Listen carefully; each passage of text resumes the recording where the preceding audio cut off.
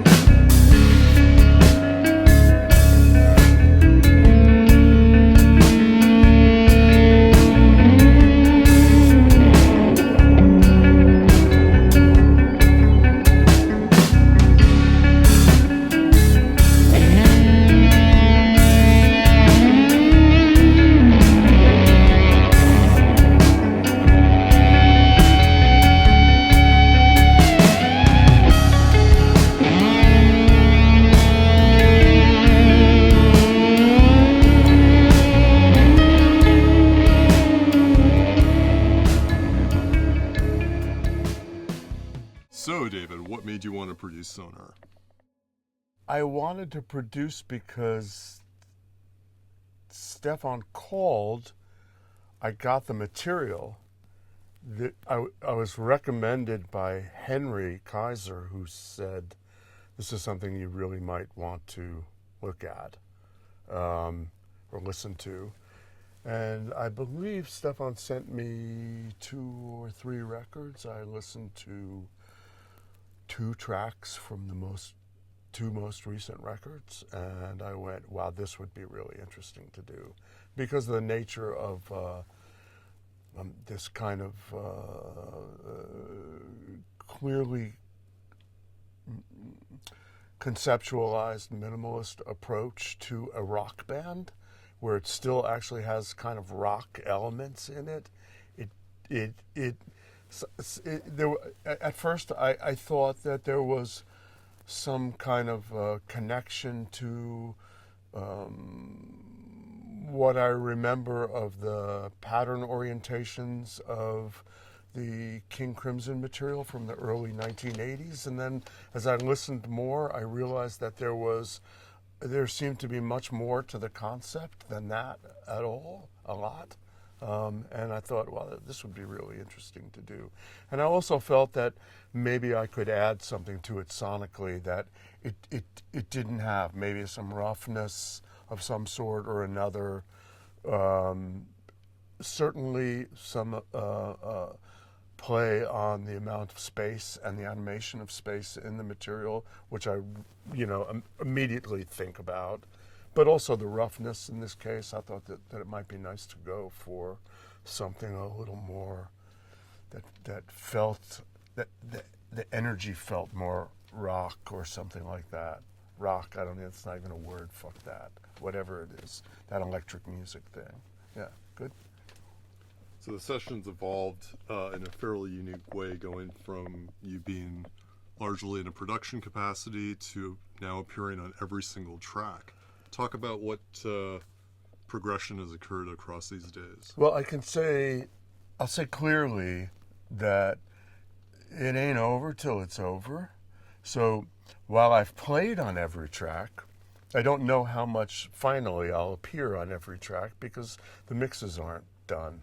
This is the recording process. And because in fact the pieces stand very well on their own, and the band played a bit differently when I was playing with them. Even if we don't listen to my tracks, the energy sounds different. And that's kind of cool. That felt really good. As a player, I didn't expect to feel like I'd slot in so easily without ruining the compositions, which I don't know. I didn't read. I kind of listened to a few times each piece. Wasn't getting a lot of the musical cues that go on between the bands. So that's odd, right? But it still works amazingly well. So talk about how you meshed your guitar approach with Stephan and Bernhard in real time. I didn't even think about it. I just did it. I didn't even think about it. I just looked for the spaces and how to. It became obvious very quickly that too much aggressive playing, too much consistent playing wasn't going to work. And I think I probably knew that, but I had to test the water anyway in the very beginning by overplaying, just playing through things, partially to learn them and partially because I just wanted to see what happened. But it became clear that the space is the thing, and there hasn't been much of an effort, an unusual effort on my part to try to fit in. I'm just playing what I hear, trying to stay contiguous with the sense of harmony, and even playing with the rhythm in some way, though I don't really know what's happening. I'm not counting any of this at all. So it just seemed to flow. What is your perspective on working within the Tritone universe that this band operates in? So far, I've only let it influence me. I'm not letting it guide me because I don't think that's what Stephan really would have intended. I don't think it was what he wanted. I think he just wanted my response to the music, so that in order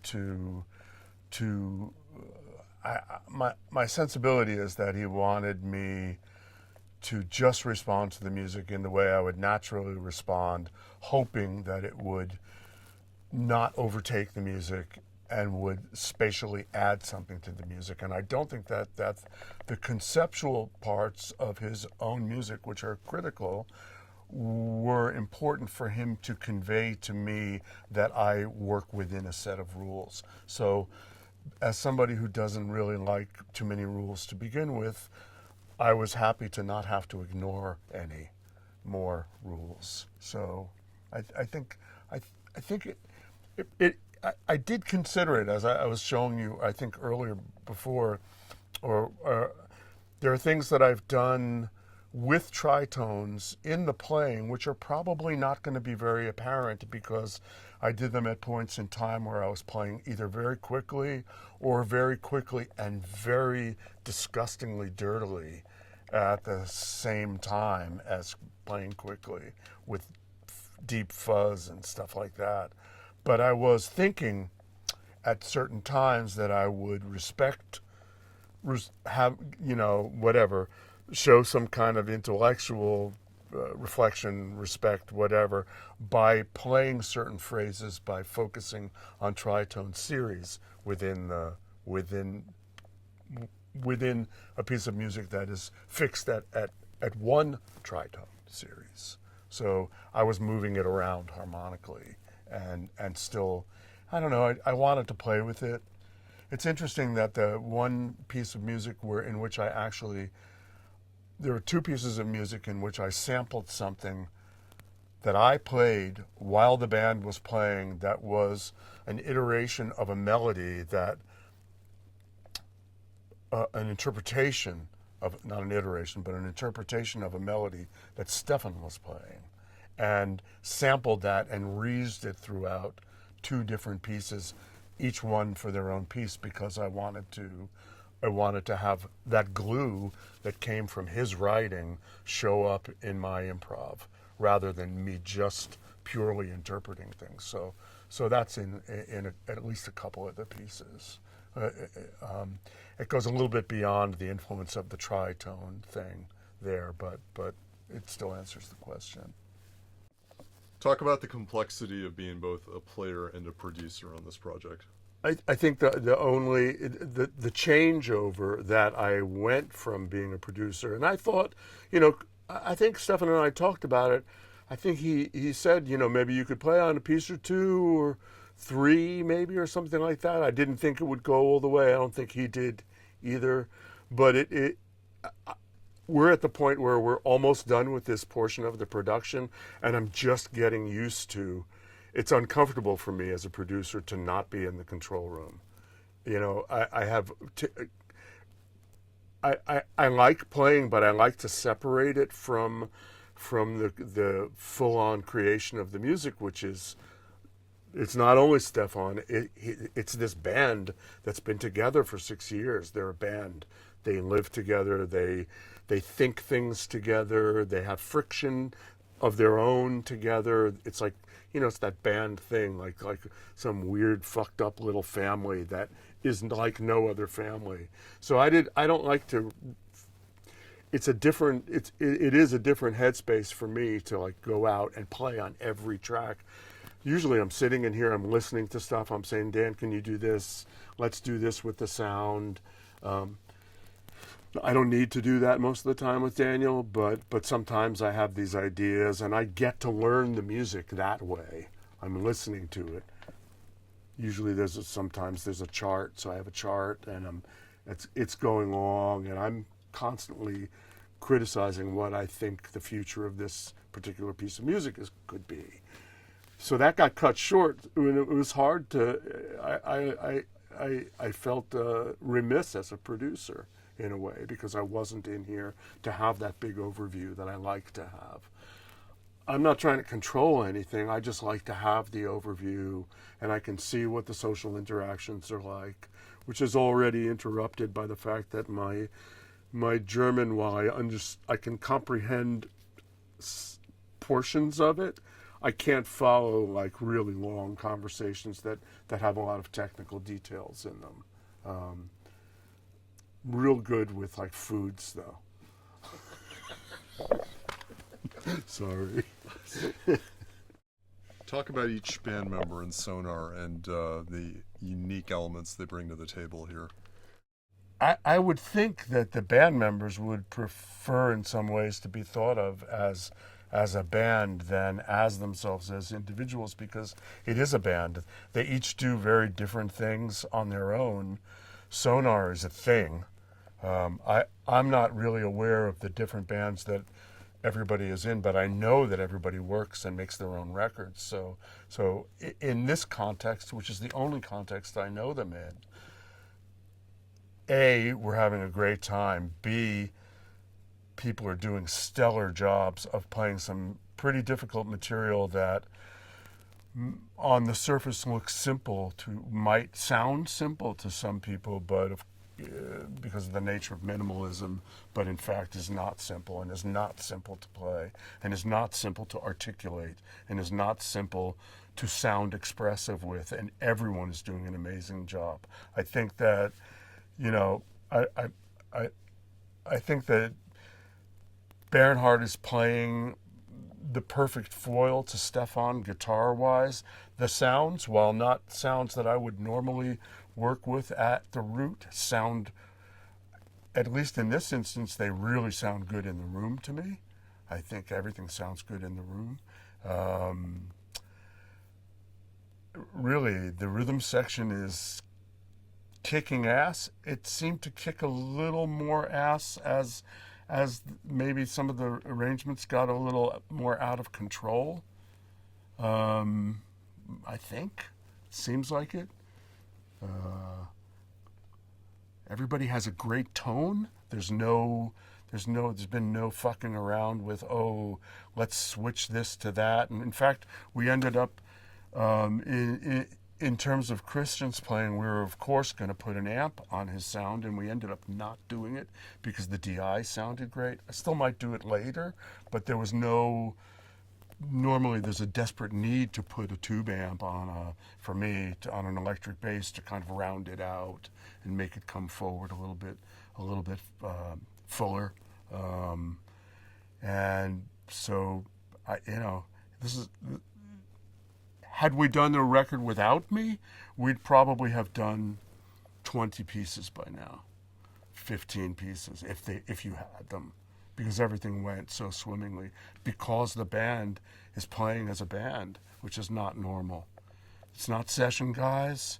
I don't know, they probably all do sessions, I'm sure they do, but the band is playing as a band, and that's what's critical to me. Describe the production philosophy you're bringing to the session, at a broad brush level. Broad brush level, I knew I wanted to hear more energy, a little more wildness, maybe a little more chance taking. I knew I wanted to hear great sounds. That really was not even remotely a deal. And I think, in point of fact, I think we have stellar sounds. When I think about the rhythm section stuff of Christian and Manuel, these sounds are amazing to me. It is one of the better, fastest drum sounds I think that we've gotten. It really just sounds beautiful. I think overview-wise, I wanted to bring that sense of space also without destroying it. I wanted to hear more of it, and wanted to make it easy for Stephan and the band to pretty much do their thing and maybe have, a friendly helper nearby. That's pretty much the deal. That's what I like. I like to help, and normally if I'm sitting in the control room, I say a lot less than if I'm playing, and most of it is funny. So in this case, I played two roles, so it's very different for me. Talk about the studio environment we're in and how it's influencing how things sound. Yeah, I'm really digging it. I feel really strange that there's a window that I can look out that looks like an ECM record cover. Gray and foggy, and I think the only time I looked outside the window was when it was gray and foggy, in fact, even when it was sunny. I like the environment. It's nice. People that work here are great. The gear is great. Everybody's been super helpful, including one of the assistants, like driving me around sometimes for no good reason. Took me for a ride in his Jaguar. Come on, dude. That was great. Like the sound of the room a lot. Yeah, it's great to be in Switzerland. Originally, we were going to do this record in Norway, at a place that had an incredible. It's really remote, and we didn't, and I don't feel badly about it at all. Happy to be here. So it's just a camera. That's the thing, Yes. and we never look good. Well, thank you. Thank you for that. You will look good. I presume that I will never look good. He's definitely. You get it? I know he's got that thing on the camera where it makes my boobs even bigger. That's the way it works. You have to include that. Yeah. That's track 2, boobs getting bigger. Yeah. I'm sure that after I'm done, Daniel's going to say, "Dude, how come you never took that food off the side of your face?" Right? Right. There's always the. Oh man, I forgot to trim my nasal hairs. That's track 3. I forgot to trim There's my so nails. many of these things, dude. Look face. Look face. All right, tell us when we're going. Congratulations to you.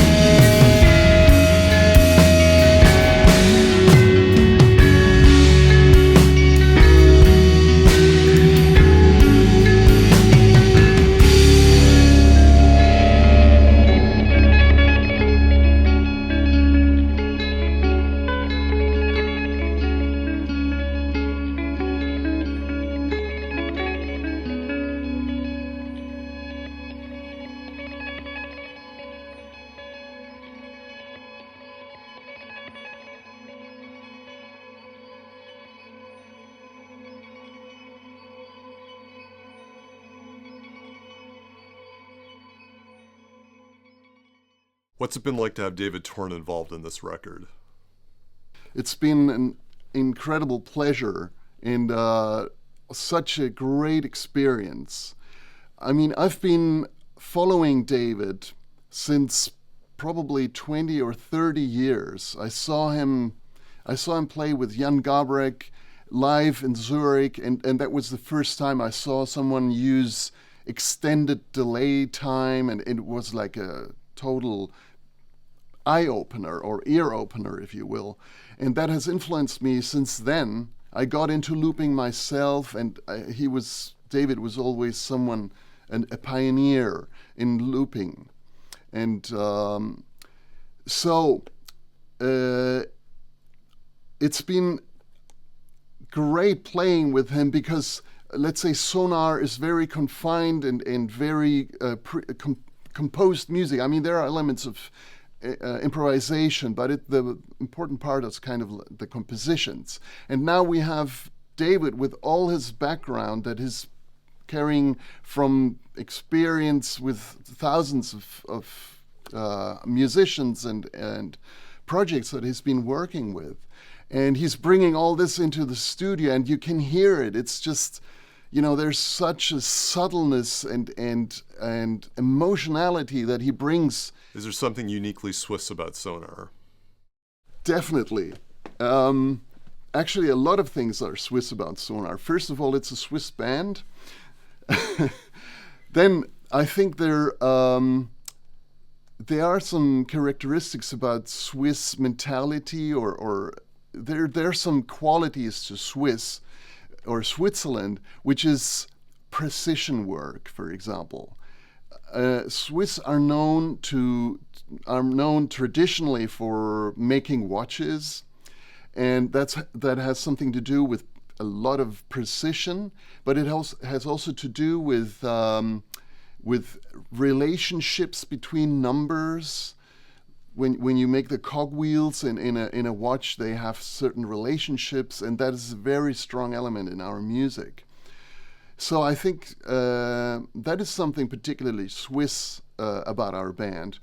The other thing is we're very small, mobile.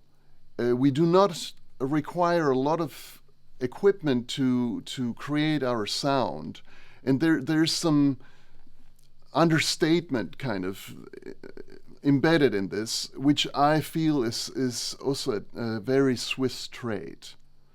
So I think you can find a few Swiss elements in our music, yeah. Explain what the tritone tuning is and what it enables you to uniquely do. The tritone tuning is something that Stephan developed to be able to play a particular piece that was otherwise unplayable. And he discovered that when he tuned the guitar in tritones, which means that we have the lowest string is a major third under the normal tuning of an electric guitar or an acoustic guitar. And then we have a tritone step, which is 3 whole tones. And then when you jump another 3 whole tones, you come to the original note, but an octave higher. So you get 3 strings that are tuned to the same. And then you have the tritone interval 3 times. So we have basically just 2 notes instead of 5 that you usually have on a guitar. And it enables us, particularly the harmonics that we play are particularly interesting in this tuning. So it sounds... You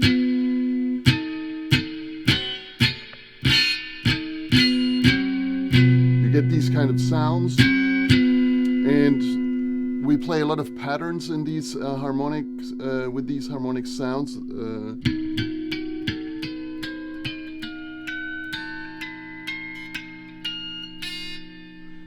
So that's one of the things you can do. Another one is our power chord. That's when you press this fret, you get a tritone again, which ends up being 6 times the same note, which makes for a really powerful chord, because it's a monochord, if you will. You get 6 times the same notes in different octave layers, of course, but still it's always the same note, and that gives a really powerful sound. How would you contrast your guitar approach with Stephan's and David's? Stephan composed the pieces, and our, let's say, what we're playing is kind of similar. It's different patterns that are interlocking, but we have very similar sound and approach. But David is like the foreign part that usually is not part of Sonar, and he has a very different approach, and he's much freer. He's not, his guitar is not tuned as ours are, and he's using all his background and all his experience in this hundreds and thousands of projects that he's been working in, and brings all that experience into a very strictly defined and very strict environment of what Sonar comprises. How do you and Stephan keep out of each other's way? First of all, pieces are composed, so it's basically the orchestration that makes us stay out of each other's way. And the other thing is, we're both very experienced in playing with loops, which teaches you, if you do this for a long time, you will learn to stay out of your own way. So you have a background loop going, and you keep adding to it or modifying it, and that really teaches you how not to interfere with something that's already going on. Describe how you and Stephan work together to create guitar parts. Often, one of us comes up with a very simple core idea, and we just play it and for extended time, and we try to hear different aspects and flavors within that and evolve them into what will become the final piece. And it's basically repeating a part over and over and superimposing it with different ideas. And we have some kind of standard approaches to modifying or varying a pattern, which is superimposing it with another pattern that has a different length, or playing kind of the shadow part of the original part. Yeah, that's basically how we approach it, yeah. How do you and Stephan uniquely use a world of harmonics in your work? Harmonics is what you get when you play a string on the guitar or any stringed instrument, and you force overtones that are contained by not pressing down the string, but just touching it in particular spots. For example, if you place the finger exactly at half of the string, you will get an octave higher. So this is the original string sound, and then this is the first overtone, which is an octave higher. And this is the second, third. So I get these kind of intervals when touching the string in particular spots. Now, if you combine this with the tritone tuning that is how we tune our guitars, you get very interesting and very unusual overtones that you don't normally get from a guitar. And that is, I would say, how we generate our sound. It's very, very important to our sound. And then we play single note lines using this particular tuning and harmonics, like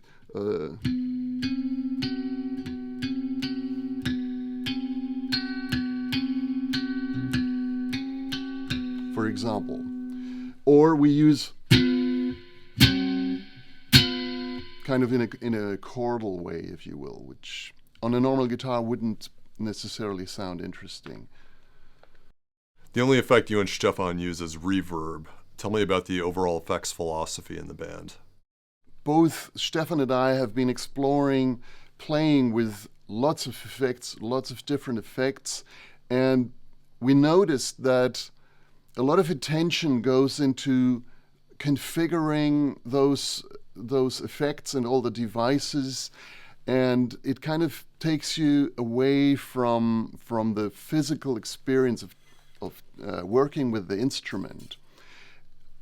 Meaning that when you have an effect, usually you have a pedal or you have knobs that you can turn, but they always represent some kind of abstraction, and there's no physical feedback that is related to the sound. While if you do this on the guitar, you have much more than just the auditory feedback. You also feel the vibrations of the strings. You feel when you hit the strings. You almost could play the guitar with your ears covered. You would still play in rhythm by just feeling the instrument. And these are aspects that we've been missing by concentrating on the effects and configurations and stuff. So it has taken us back to the instrument, and we've discovered so many effects, if you will, that you can attain just by the way you're playing, the angle of the plectrum, how strong you press on a string. These are all things that you kind of rediscover once you do away with all the effect pedals, and yeah. Wagner. Some of the things that David and I spoke about before coming here is Sonar obviously has a very specific sound, which we wanted to keep intact, and part of the challenge of integrating David into the sound of the band was how to not fill too much space with what David does, but at the same time sort of building a world and building an environment that's a bit more unique from the past efforts that Sonar has made. And one of the challenges for me in that regard is to maintain the space that this band creates in between all of the polyrhythms that they're all playing, which is really special. And as a listener, it gives you these moments of feeling like there's sort of suspension in the floor. You lose gravity for a second, and then the weight pulls you back down. One of the challenges for me was to do what I do, which is, work in a slightly more aggressive way with drum sounds, and then integrate what David does, which is markedly different from what the band sounds like on its own. And part of really the challenges are specific to each piece, so that you'll find moments of focus. It's more like lighting a scene in a film. Something will catch your ear, and my challenge is to bring that as a priority into what I'm working on and how I'm focusing the sound. So I'm sort of changing the lighting, as it were. We have this basis of material, and then I'm changing the lighting as David comes in and out of the piece. And that theory occurs for each piece of music, but each one is unique in its own way, which is pretty cool. One of the things that's interesting to me in this band, and originally caught my ear, and David's too, was the simplicity of the drum patterns. They're incredibly complex patterns, but they're presented in a really simplistic way, and which stylistically suits me quite well, because I tend to work in more experimental ways with drum sounds. I tend to be very aggressive with how I treat drums. So it was fun for me to try to find ways to make the drums super aggressive while not making them sound trashy, because that seems counterproductive to the theory of the band and the concept of the band. So that's been one of the more interesting challenges and fun challenges for me on this project. It's an interesting room. It's not a huge studio, which is nice. I don't like big cavernous studios, and I think for this band, the aesthetic of having a smaller, tighter room is really critical. And in fact, the first day we got here, Sonar had done their last record here, and the drums were back in the more sort of live part of the room. And we made a decision pretty quickly to bring the drums into the front, which is markedly drier and tighter, which suits the band better for me. And my aesthetic, being slightly more aggressive, actually works a lot better in that place too. But environmentally, it's a beautiful place. The room is fantastic to listen in, so it's been quite nice to work here, actually. And the equipment is fantastic. SSL desk, which I love and have used for many years. And the room sounds quite nice for these guys.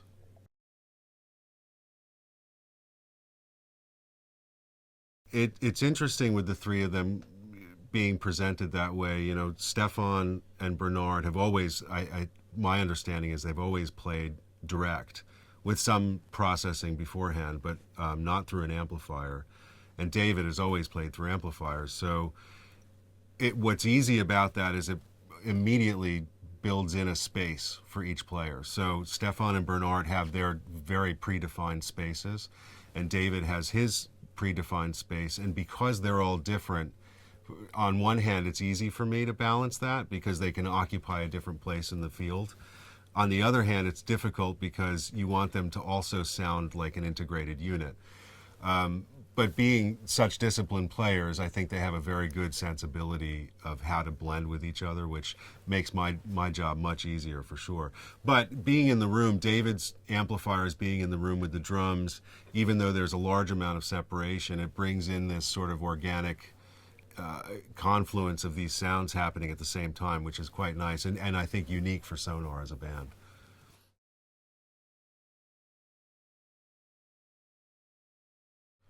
I think this is going to be one of those records that redefines a band.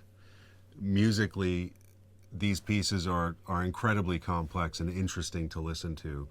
But then when you add David to this picture that's already been painted by Stephan's compositions and the way this band plays them, but then bring David into the mix. To me, it's sort of like that. It's like the turning point in a film plot. You know, suddenly everything becomes clear, and you say, "Oh my God, how come this wasn't clearer to me before?" And I feel like this record in particular, for me, even as a listener and not just an engineer, is an incredibly interesting and transformative listen for sure. And I think at the end of this, what Sonar would have done with this record is to continue along the path that Stephan's already built with these compositions, but completely redefined the outward sort of projection of what the band is and the depth of the band's sound, which to me is the most you can ask for in a record.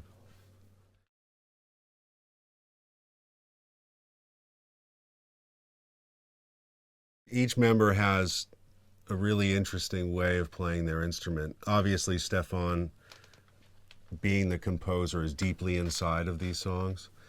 And I think while he's playing a piece of music, you can hear his vision coming through his guitar, the way he attacks it and the way he plays it.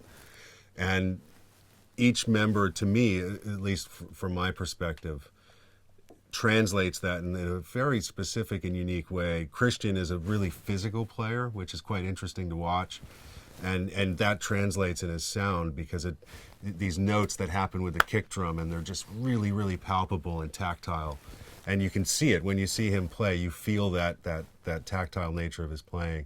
And Manuel, to me, is he's such a cerebral drummer, but in a way that's not, you never feel like you're listening to a clinician. You feel like you're listening to an explorer of if you have like a meter with beats, he's exploring every space within that meter.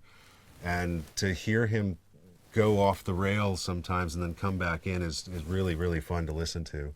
And the thing that I love about this band the most is the way Stephan and Bernhard play with each other as that sort of string unit, and then Christian and Manuel underneath that, sort of integrating into these things that Stephan and Bernhard are doing at all times. It's remarkable the sound that they have and they've created. I don't think I've ever worked with one unit that was this cohesive while having four equally disparate elements. I don't think I've ever done that before. So that's pretty cool for me.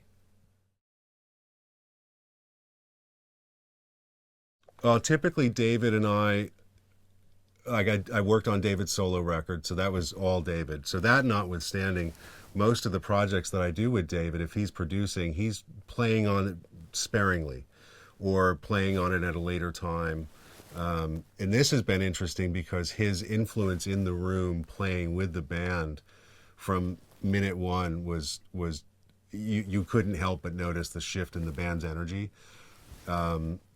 which was quite unique. And this process for him, I think, is different because he's used to being in here with me. We're sort of listening, we're conversing about the pieces as they go.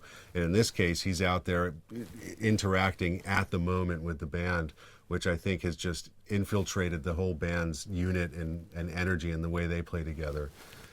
So in that way, it's very unique, actually.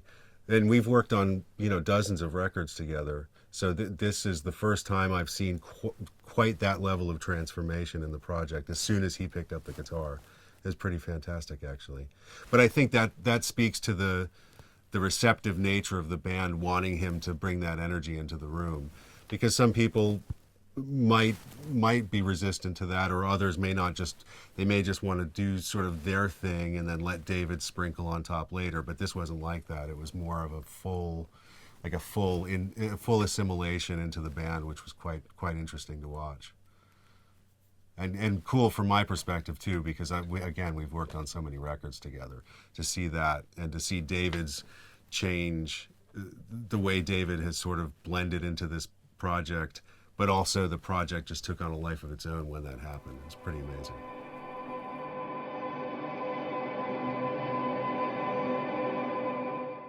What are the unique challenges of being in a group that's built around tritones?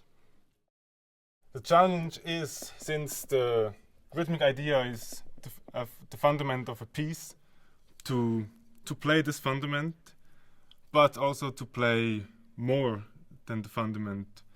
And the challenge is to do both, to play with it without losing the basic idea. So that's the challenge, to figure out how much freedom and playfulness is needed to make it sound good, and how much do I have to stick to the basic idea. So in Sonar, a note unplayed is as important as a note played, and I'm wondering what that means for you from a rhythmic concept. That means that I try to find spots where something more is needed, but there are spots where I'm not asked to do anything more. So by playing a tune and by knowing the parts what the others do, I try to find those spots. What's it like to have David Torn involved in the making of this record? Till now, I'm very glad about it. It was very interesting and very fun to work with him, because he has much experience, and it was much more better than I expected, because he really listens to a band, or I think he listens to us, how do we sound as a band, and he tries to find his place in our music. And I like that his goal is to make the band sound like a band on the album, so to bring this live energy to the album, and I like that. He's telling a story which is supporting the story the tune already has, but I think he is very fast in to see where does a song go, and to support this story. And it makes me playing more extreme. Quiet parts can be much more quiet, and louder parts I play with more risk, because I hear him playing risky, and he just tries out things, and he doesn't care when something is not right. Describe how you and Christian work together to create interlocking rhythms that support Bernhard and Stephan. Yeah, Christian and I try to build dynamic arcs with our parts. So little waves with little fills, or when he plays more than he has written out. So we try to keep it always alive, even if there's nothing happening. We try to always make happen something. What are some new rhythmic elements you've incorporated into this album? I think on the new album we have more polyrhythmic grooves, so longer forms compared to the other albums. And it's actually the first time I have two toms and I have some percussion things. So from the drum side it's more colorful.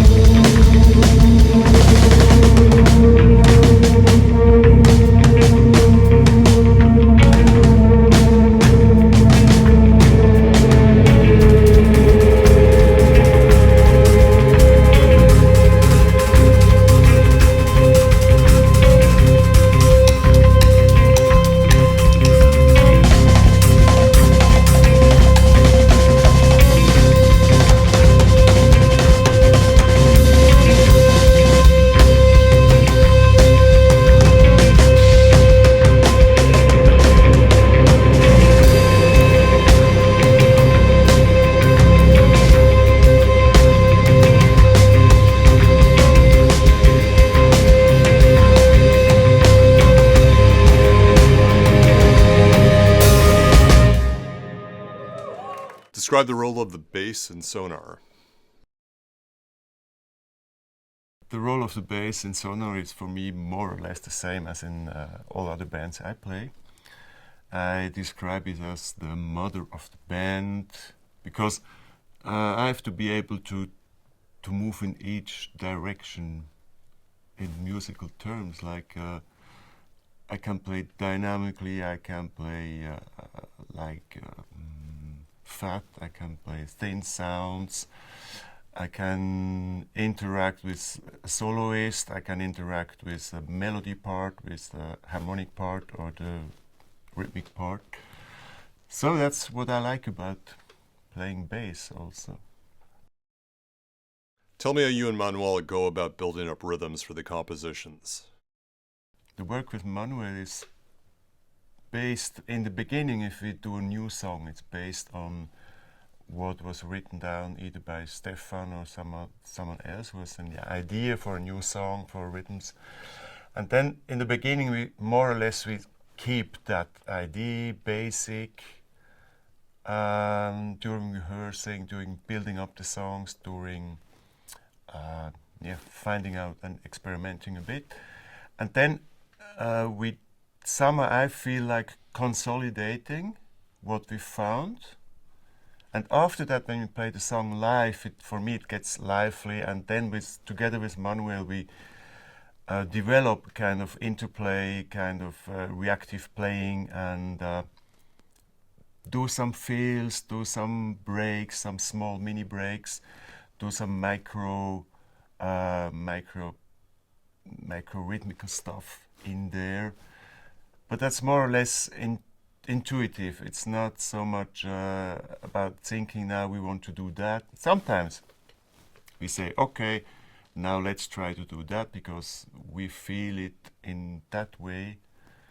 So, but it's a work in progress, and it's not. We don't have a particular goal in working together, bass and drums.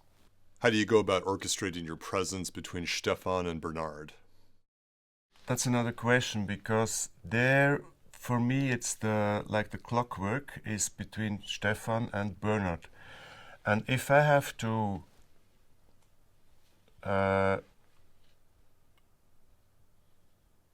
really sync what we are doing and to really fit in exactly on the pattern and the precise position, then I'm oriented towards them, or Bernhard or Stephan. Once it's like it's changing, you know. Sometimes it's Stephan, sometimes Bernhard. But this is more really the tempo stuff and the precise and the metronome stuff. The musical, whatever you link to feeling and more atmospheric stuff and stuff, that's my work with Manuel, like creating different skins for the skeleton that Bernhard and Stephan are building up. How do you make tritone compositions swing and groove? Yeah, to make any groove or tritone groove, tritone harmonics, whatever, swing and to have that good feeling. It's, for me, it's kind of the shape in your fingers. It's not the technical stuff. Maybe it's the same as creating the sound of the band, especially for Sonar. The sound of the band doesn't exist because that instrument sounds that way, and there we process the sound this way, but it's the interplay, how we lock. So suddenly, if it's not right locking, it doesn't sound good. And suddenly it really locks, and then it makes like boom, you know, the sound is coming up. And that's part also of my way to get into that Sonar stuff, is to find out where is it like a bit before, a bit behind, and to make it swing and to make it roll and to find the good flow is actually, you can't describe it. It's a matter of listening to everything and then shape it in your fingers. I cannot describe it in a better way. How has your bass approach shifted across the 4 Sonar albums? What I learned across the 4 albums we made with Sonar is the way how to really pronounce things in a musical way and to find out the good way to not do too much and just do the important things and not losing any kind of human feelings but it changed, you know. I think we are now at the point where it's just the right moment to have a 4th musician coming in. It's the right moment to have someone else trying to extend the idea what we are doing, try to extend the musical idea, and to have the chance to do that now with David is just fantastic. I mean, it's if you would have planned it from the beginning, it never would have happened. So it's because of the steady work and that we kept on doing what we did and not giving up the idea of playing the way we are playing. Maybe lead to that moment now where we are producing the album with David and also having him as guitar player. What's it been like to have David Torn involved in this record? When I first heard that David will be part of this new album, I have to say I did not know his name. I really did not, because you know I'm kind of a musician. It's not like for me it's not the scientific stuff. I don't know much about other albums, about other musicians, whatever. It had to do with everything I made. I made so many different kind of artwork, you know, so it was not always just music. And I heard it, and I started to of course, I started to Google, and then I found that, I saw movies where he made the soundtracks and whatever.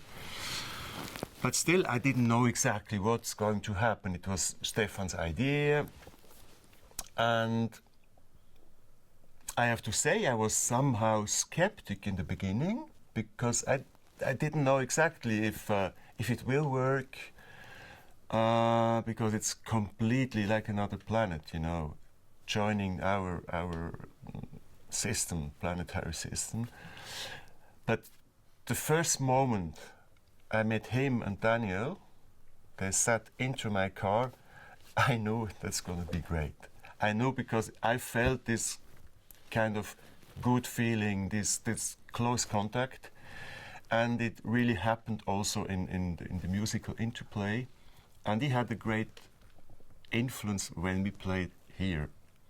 And I'm feeling just fine. I hope it will go on, either making some live shows together, whatever. So I'm fine with that. I'm really fine with that.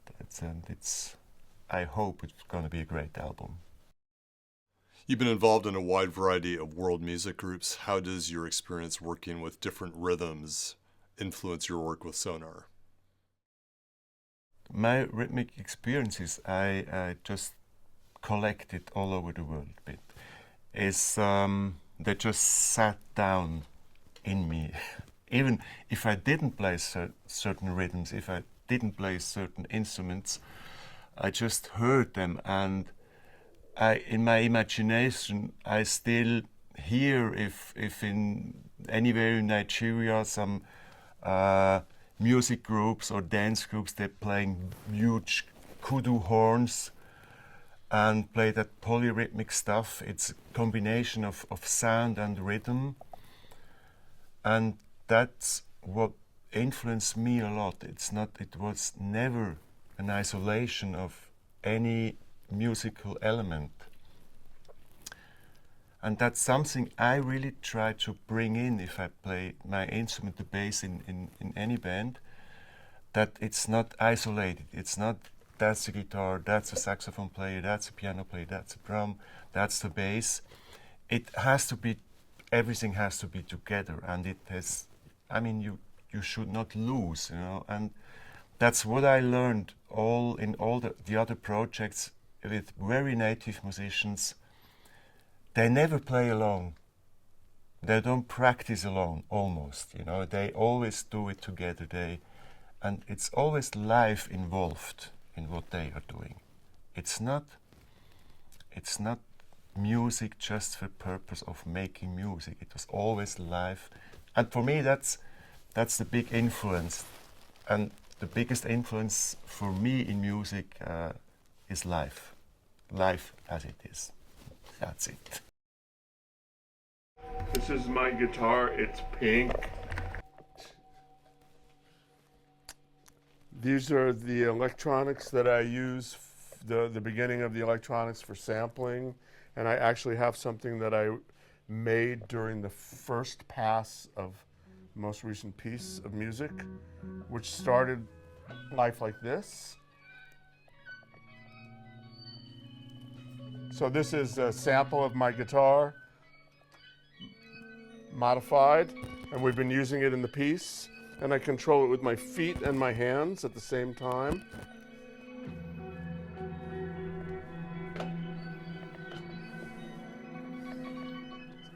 A lot happens in here. So I can turn it off there. I can turn it on. I can decide here how much reverb is on it. I can control the level of the reverb here.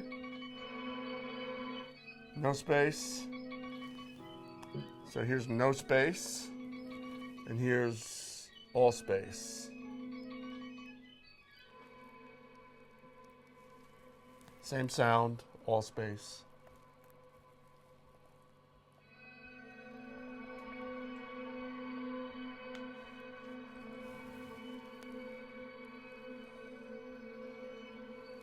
No space. Pitch. Again, that's a guitar, an overdubbed guitar. Unlike the method of looping that you see somebody like Ted Sheeran do, this is an old form of looping, but nothing. It's old. Here's the guitar. This is a volume pedal.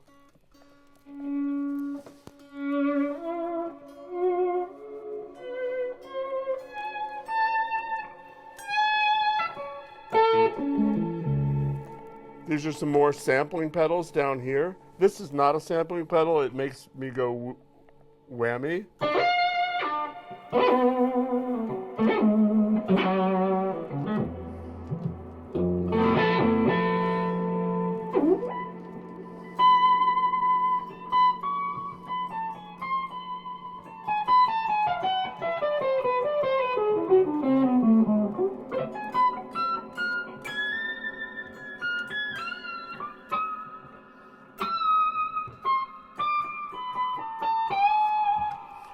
This is a little sampler down here, which so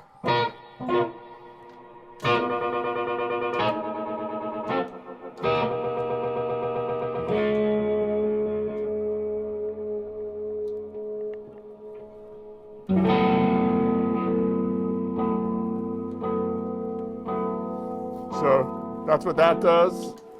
This does the same thing except differently, but it's got something in it already, so I won't fuck with it.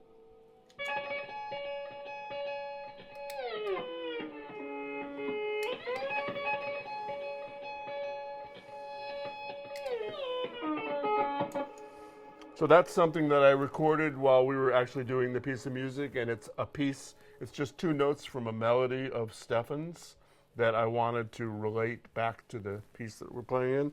These are more pedals that make bad noises, bad fuzz.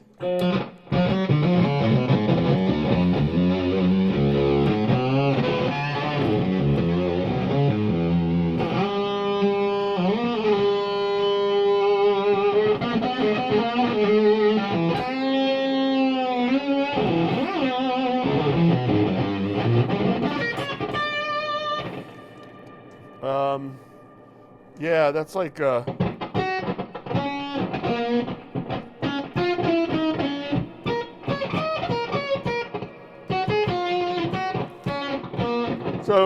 it's kind of a sort of Nintendo type sound with reverb on it. Here's another one.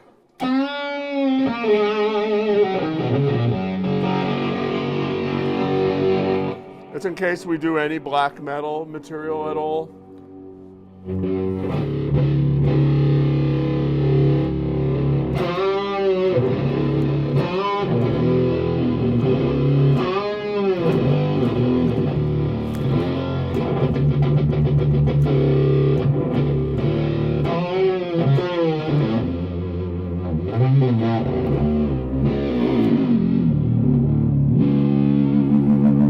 Oh, this is a bar that makes pitches different.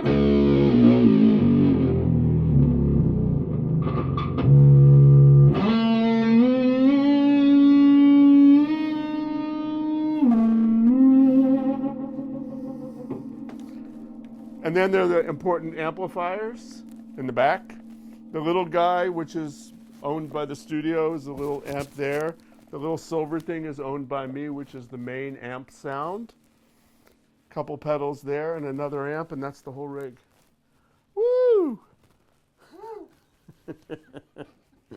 That'd be it. That'd be it, dude. So look face, everyone.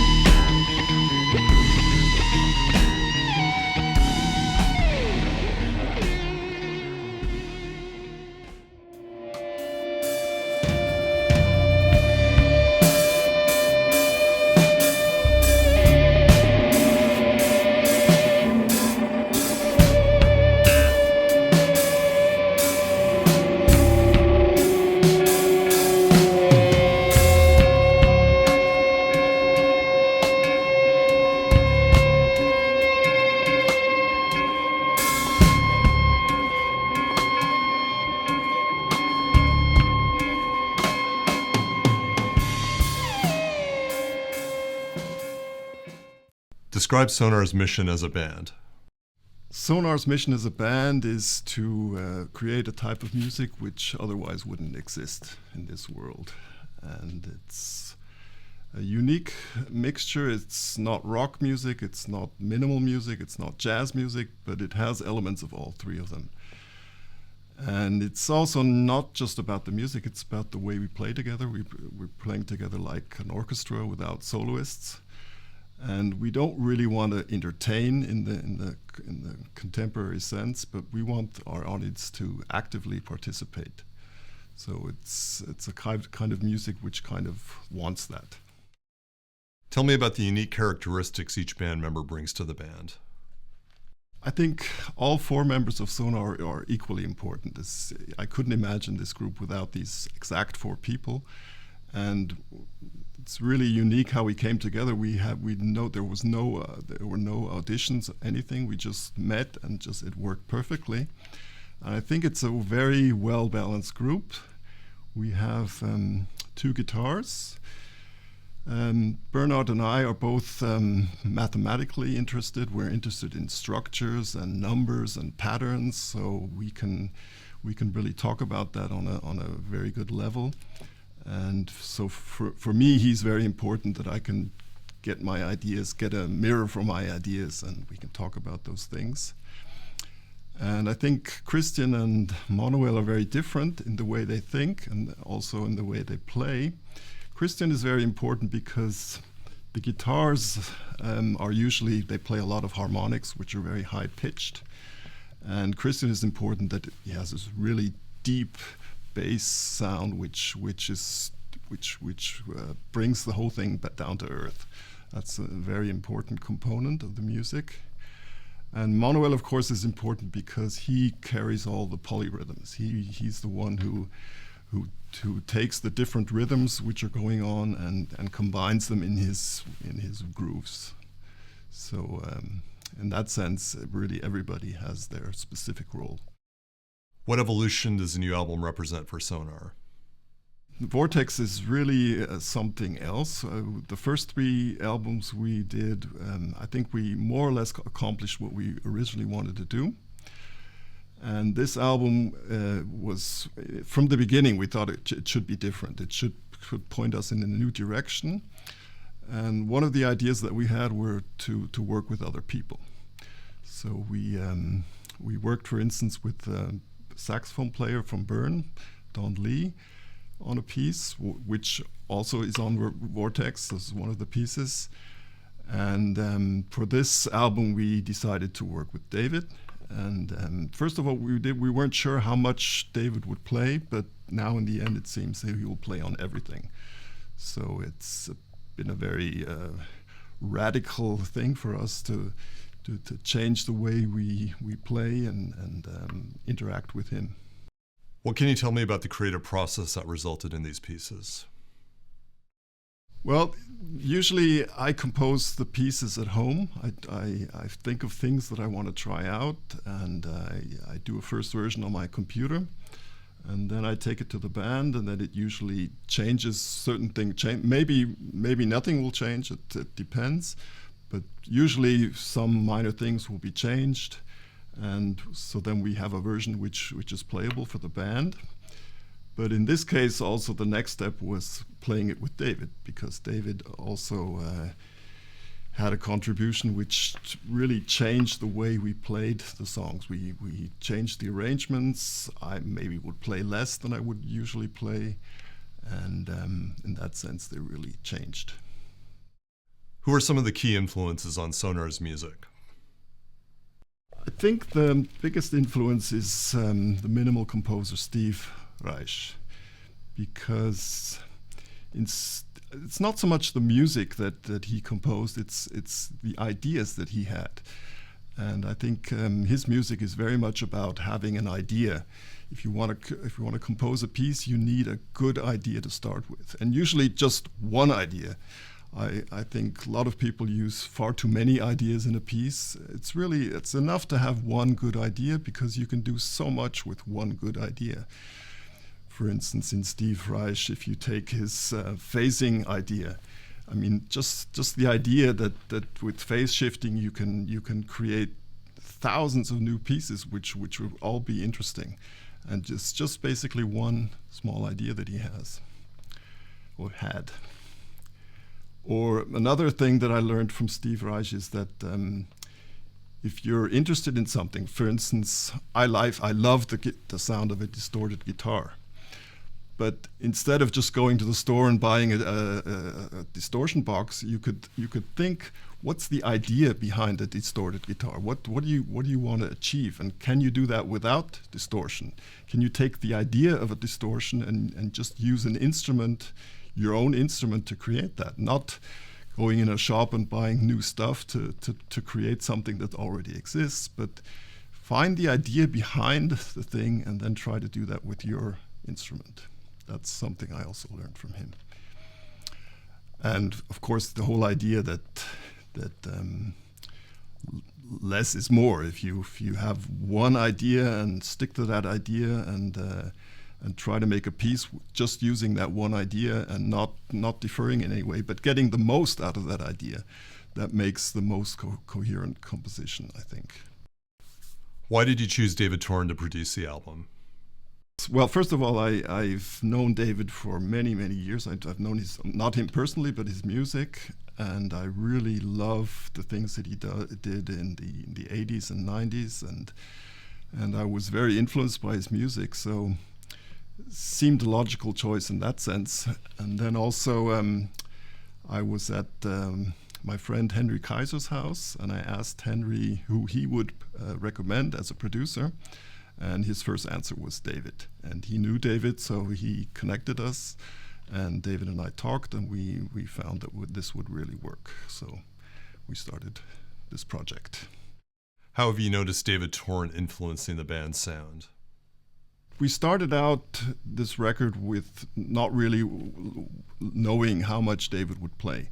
So we thought we'd just try it out, and we found that actually his sound really gave us a new dimension. Like it felt like we were being the skeleton and he was the meat around the skeleton. So we found that we didn't really want to miss his sound in the other tracks, so it kept getting more and more until we finally decided that he should play on every tune. And we adjusted the tunes accordingly so that would work. And I think his sound really influences us to play in a different way. Maybe I've noticed that in the rhythm section, they play differently if David plays with us. So a lot of things have changed. Describe the chemistry you've experienced having David here in the studio with you.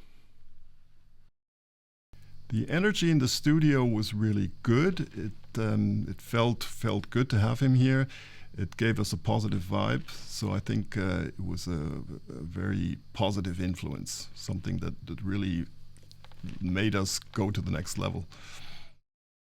What's it been like to work with David in terms of his personality and his humorous side? It's absolutely fantastic. He's such a nice person, and he's a funny person, and it's a good vibe, and it's completely, I feel completely comfortable with him. And also music-wise, we're on the same levels or same wavelength, I might say, and it's really been a very positive experience.